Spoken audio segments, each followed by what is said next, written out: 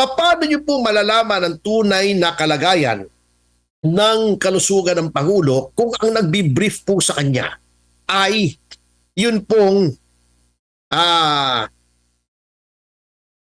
spokesman lamang niya at hindi yung mga doktor niya. Di ba nagpapalusot pa sila, medical bulletin daw para kapag ang sakit ay malala na. Hindi po totoo yun. Kaya ano yan, the public is entitled to a report on the President's health not only because of the section of sinabi ni kasamang MJ, kundi yun din pong nasa Bill of Rights that the people have the right to information on matters of public concern. At ang kalusugan ng Pangulo na siyang head of state natin, ang pinuno ng Estado ay dapat po nalalaman ng ating mga mamamayan. Pero bakit hindi doktor? Yung spokesman lamang ang nagbi-brief sa atin sa kalusugan ng presidente. Ano ba talagang nangyayari sa diverculitis? Hindi nakikita ang presidente sa labas ng palasyo, bibihira ang kanyang mga public appearances. So, ano ba talagang nangyayari? Bakit hindi nila hinaharap ang mga doktor sa publiko? So, ito po ang bagay na ito, ang kahinahinala po. Apo, attorney, last na lamang po na topic, no? Marami kasi nagtatanong, attorney, hinggil po dito sa kalusugan po ng ating presidente. Nabasa po kanina yung Article 7, Section 12 ng ating pong Constitution na dapat, sabi dito, in case of serious illness of the President, the public shall be informed of the state of his health. Ngayong gabi po ay nagpalabas ng video ang PCO at nandun po ang presidente, no? At sinabing maayos po ang kanyang kalusugan. Ano po ang inyo pong masasabi nito, attorney, batay po sa batas?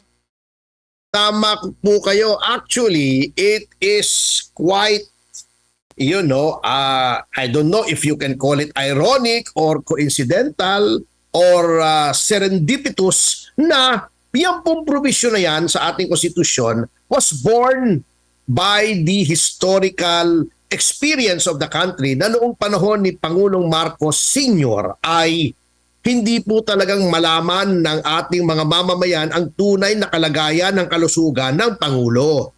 Ngayon naman po na anak na niya ang nakaupo sa Malacanang, hindi po pinapatupad yan.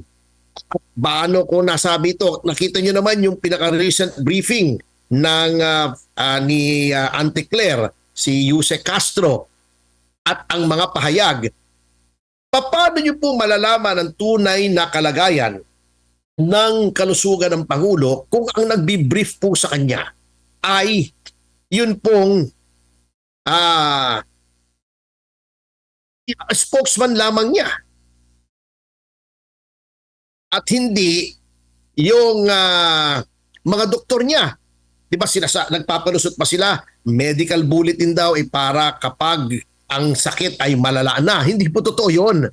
Kaya ano yan, the public is entitled to a report on the President's health not only because of the section of sinabi ni kasamang MJ, kundi yun din pong nasa Bill of Rights that the people have the right to information on matters of public concern. At ang kalusugan ng Pangulo na siyang head of state natin, ang pinuno ng Estado ay dapat po nalalaman ng ating mga mamamayan. Pero bakit hindi doktor?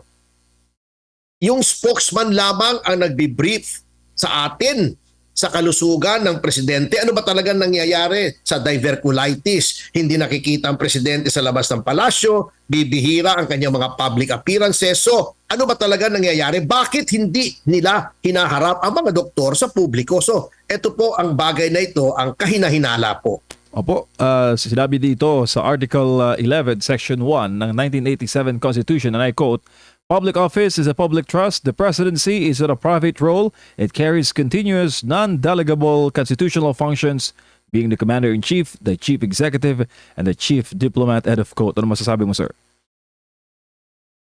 Oo, tama po yun.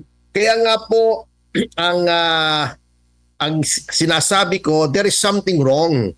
Kailangan pong tayo pong taong bayan na naghalal sa ating Pangulo ay dapat informed at all times of the state of his health, the state of affairs of our country. Ngunit ang nangyayari po ngayon, marami pong naitatago sa atin at parang hindi po natin malaman kung anong tunay na nangyayari dito sa ating mga namumuno. Katulad po noong patuloy na pagtanggi ng ating Pangulo sa hair follicle test.